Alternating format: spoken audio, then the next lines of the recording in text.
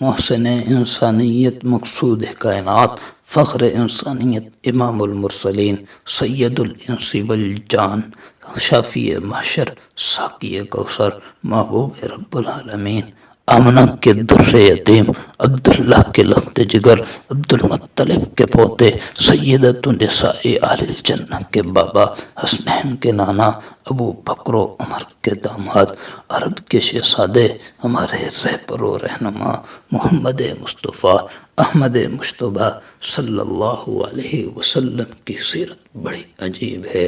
دیکھا جائے تو امی ایسا ہے کہ ساری کائنات میں اس کا استاد نظر نہیں آتا، اور استاد ایسا ہے کہ ساری کائنات شاگرد ہی ان کی ہے۔ یتیم ایسا ہے کہ نہ ابا نہ اماں نہ دادا، پورے مکے میں لا وارث نظر آتا ہے، اور وارث ایسا ہے کہ ساری امت لا وارث کا وارث ہی محمد صلی اللہ علیہ وسلم ہے۔ حسین ایسا ہے کہ یوسف کے دیکھنے والوں نے انگلیاں کاٹی، میرے محمد صلی اللہ علیہ وسلم کو دیکھنے والوں نے بچے بھی دیے، گردنیں دی، جان بھی دے دی۔ حسین ایسا ہے کہ خدا کا محبوب بن گیا، اور حیا اتنی ہے کہ عرب کی کنواری لڑکیاں بھی حیا کا مقابلہ نہ کر سکے۔